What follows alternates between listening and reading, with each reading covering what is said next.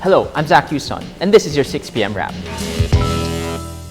Chief Justice Maria Lourdes Sereno emphasizes the need to keep courts independent as justices paid courtesy calls on President Rodrigo Duterte. Videos from state-run RTVM show the Court of Appeals justices paid Duterte a courtesy call in Malacanang on August 23, while justices of the Anti-Graft Court Sandigan Bayan's 4th Division visited Duterte in Davao City on August 4. She called it, quote, the bright red line that must not be crossed. That is the call I consistently make to everyone in the judiciary. I hope that the public does not develop the idea that it was a breach of that line. For me, it's a bright red line you must not cross. Sereno cautions against socializing with, quote, potential litigants. We must be perceived as giving no occasion for people to doubt our independence and our integrity. So that even my socialization with those who are potential litigants and who are actual litigants have been strictly circumscribed by the need to always project independence and integrity. While cautioning against ethical breaches, Sereno stressed the need to have a continuing healthy relationship with the executive department. Still on the hashtag AskCJ, Sereno urges the public not to blame the judiciary if other agencies fail to pursue cases involving illegal drugs. We request, therefore, that the judiciary not be blamed when other agencies fail to either file the appropriate charges or present sufficient evidence against drug suspects. Sereno cites the release of a high-profile drug suspect who is also a military official. Despite the media attention, Sereno said no case was filed. She did not name this military official.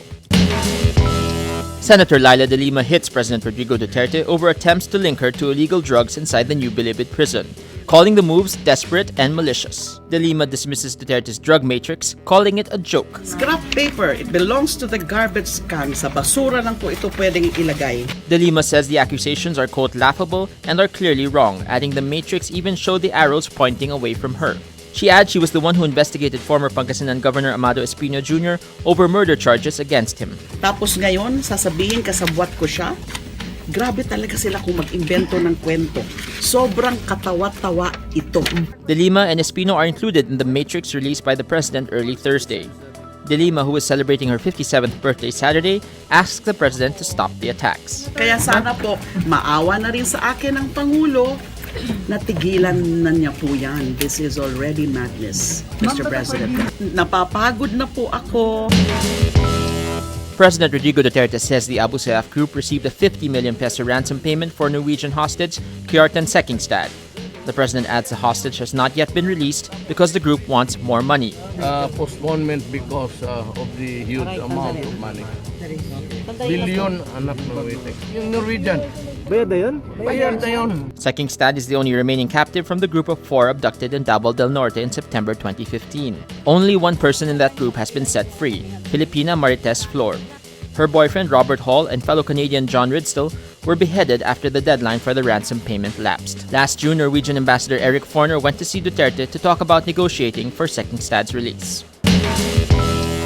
A panel of British members of parliament say Facebook, Twitter, and Google are not doing enough to prevent their social networks from being used by extremists for a recruitment drive. Labour Party MP Keith Vaz says huge corporations like Google, Facebook, and Twitter, with their billion-dollar incomes, are consciously failing to target this threat. The British Home Affairs Committee warned that failure to act will lead to the platforms becoming the Wild West of the internet. It will erode their reputations. The report was published after the number of counter-terrorist arrests in Britain increased 35% between 2010 and 2015. An estimated 800 people with links to Britain traveled to fight in Syria and Iraq. Britain's official international terrorism threat level is currently set at severe, meaning an attack is considered highly likely. U.S. Olympic swimmer James Feigen apologizes for a controversial incident at Rio de Janeiro, Brazil. In a statement, Feigen recounts that he and teammates Gunnar Benst, Jack Conger, and Ryan Lochte stopped at a gasoline station after leaving a party and urinated in the grass behind the building. Teammate Lochte earlier took full responsibility for giving a false account of being robbed at gunpoint. Lochte lost sponsorship details from companies like swimwear Speedo over the scandal. And that was your 6 p.m. wrap. Watch our updates daily at 12 noon and 6 p.m. I'm Zach Yuson. Remember, tomorrow begins today.